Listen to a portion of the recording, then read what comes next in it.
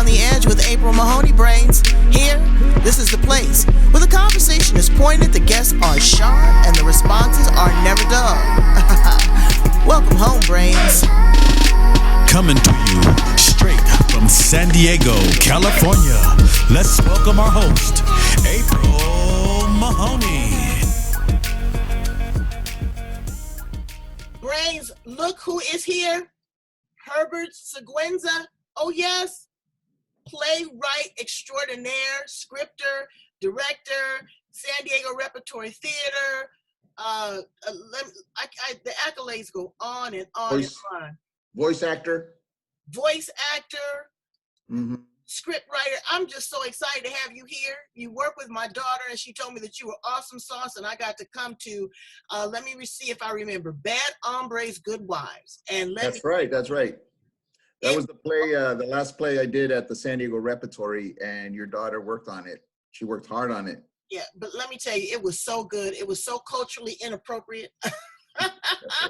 I loved it. It took me to a whole nother place and time. And you were also the founder of Culture Clash. Yes, Culture Clash was founded in 1984 in San Francisco. We were out of college. We were out of work, Chicano actors, and, we couldn't wait around for the phone to ring because there was no roles for us. Nobody was hiring Chicano actors. And so we formed a group called Culture Clash where we wrote and produced our own stuff.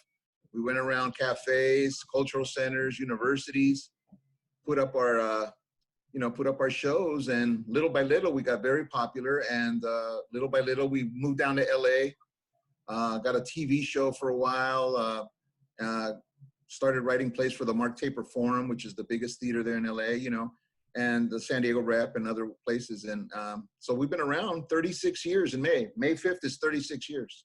What? I can't believe it. That is amazing. We're still together. Yeah, we're still together. The guys, Richard and Rick, they live up in LA. I live down here in San Diego. The reason I'm down here in San Diego is because I got a Mellon grant to be a playwright in residence for the San Diego Repertory Theater. Wow. It's prestigious. It's a very prestigious grant. Only 12 playwrights get it in the nation. So, wow. Counting my blessings. All right. So now talk about blessings. With all this social distancing, this is torn everything apart. Restaurants, but the arts.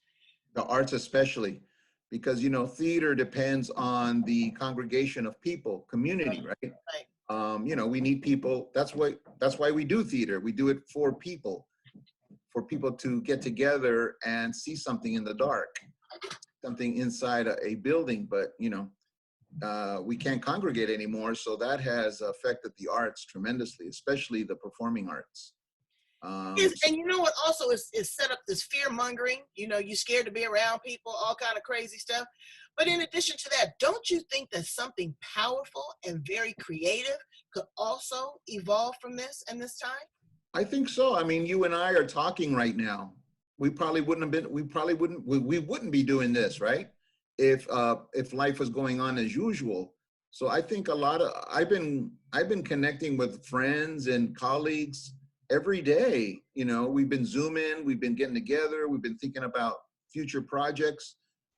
This happened because we got out of our heads, we got out of our cubicles and started thinking what was important.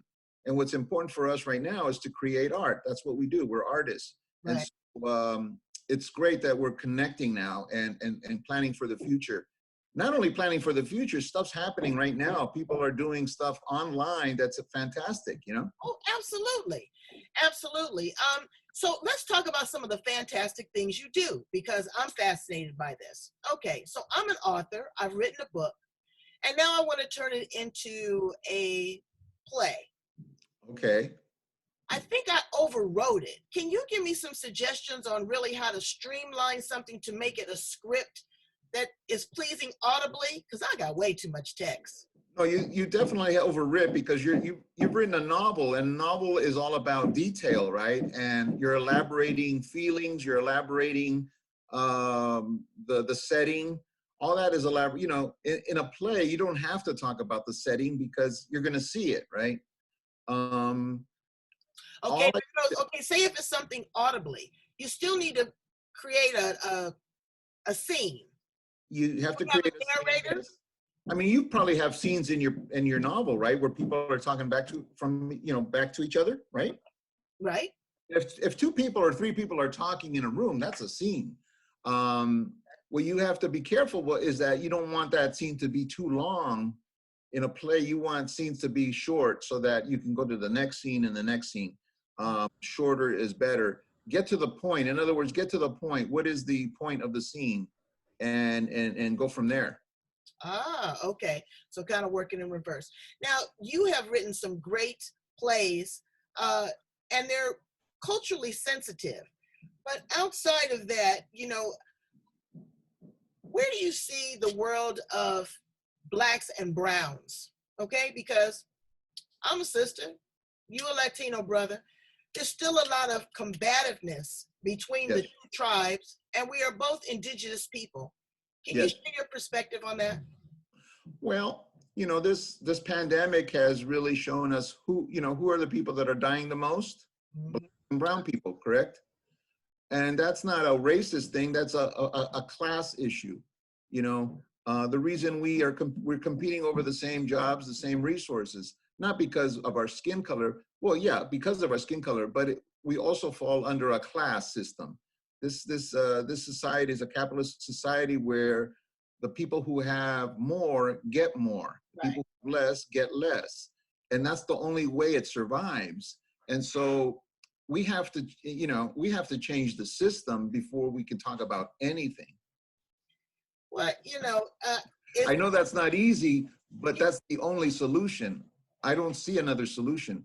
right. But you know what? The people in power aren't going to give it up easily. But the next person is going to get on a power trip. I just don't understand. I don't have a lot of faith in the system. I'm just riding the wave and counting on Jesus. No, you're right. You're right. I know a lot of people that were very progressive, very cool in the beginning, and then they get a little taste of power, and then you don't recognize them. So yeah, I think you're right.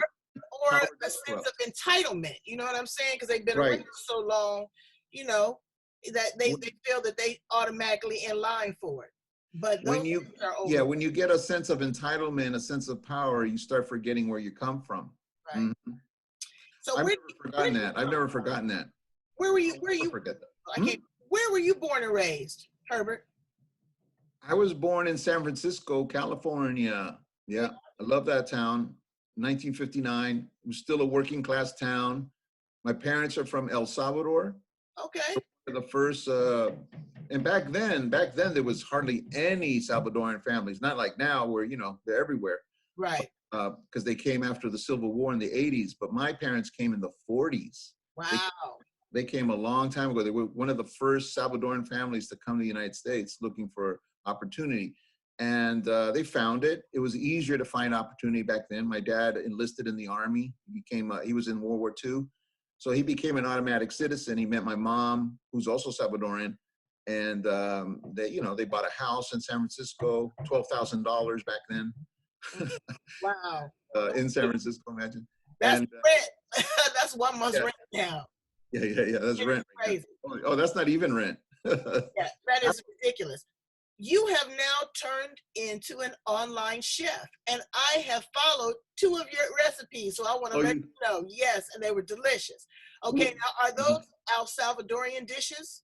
No, they're actually Mexican dishes. Okay. My mom married a Mexican after my dad, and that's I just been around the Mexican culture, growing up in California, and my friends Me are too. Mexican, so I just learned along the way.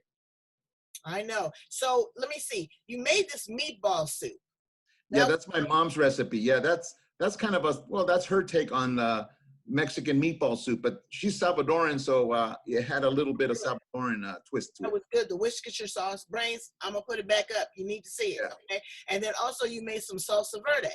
Now Yes. I always saw tomatillos, but I never knew how to make them. I didn't know what that was. They're intimidating, right? Because they got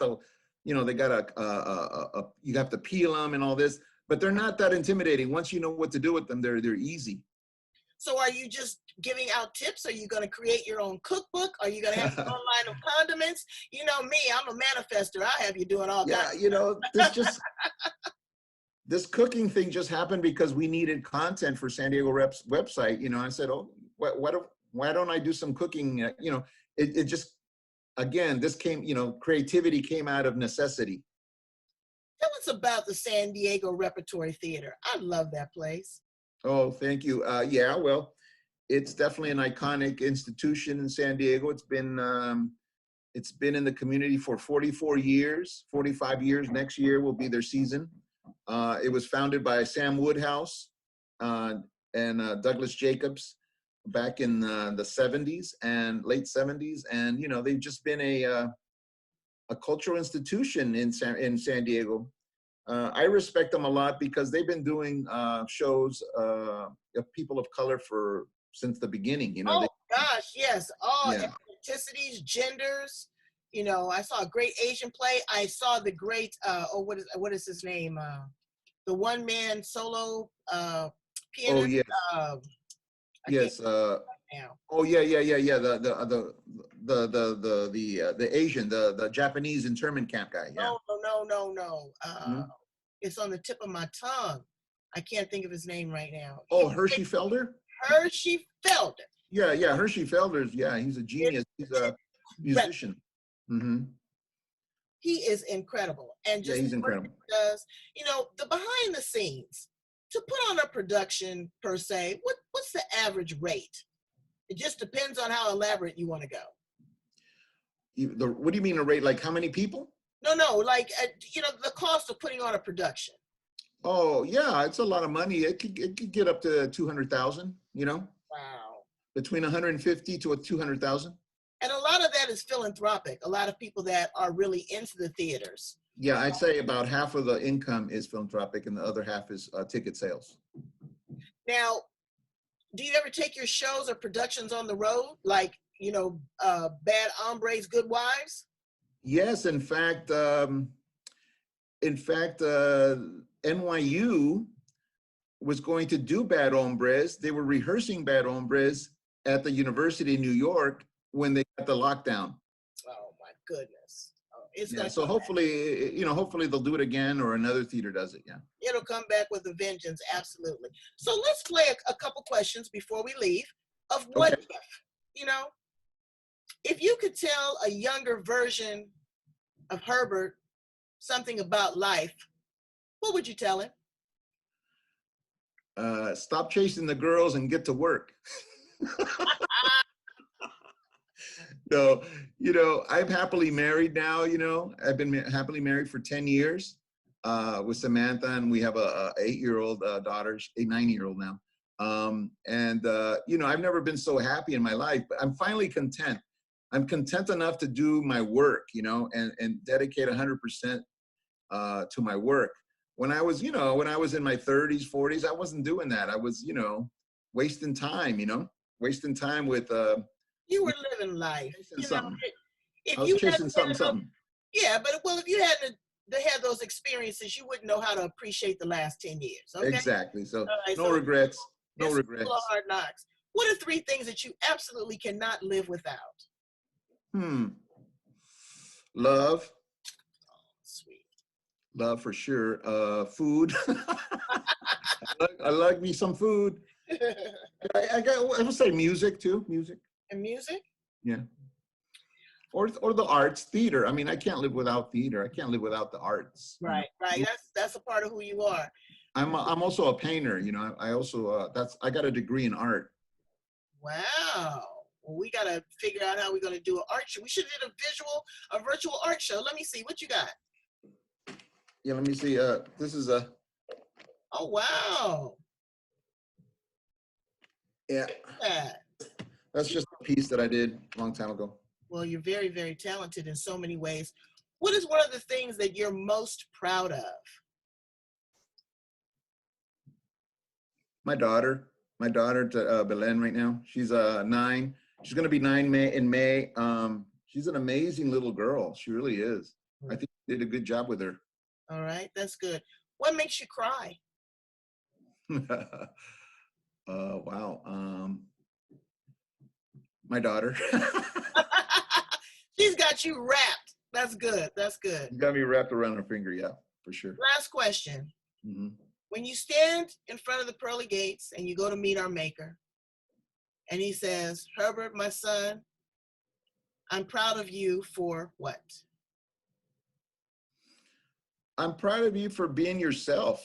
You know, I consider myself a good person. I don't, I'm not a scammer. I don't, I don't do the devil's ways. You know what I'm saying? I've always been true to my vision, true to myself, and I've always tried to be a good person. So I think he'll be good with me. He be good with you? All right, because I'm good with you. Thank you so much for being here on the edge with me. It's been such a pleasure. We've learned so much. There's so much more to do. There's so much more to create, and I'm looking forward to it. Thank you again, Herbert. Hey, thank you for having the Speedy Gonzalez behind you. You know what? Let me tell you something. I love that. Brains, go back and listen to other edgy conversations because we got Speedy right here, okay? And that is my dude. That is my Ándale. That is so cute.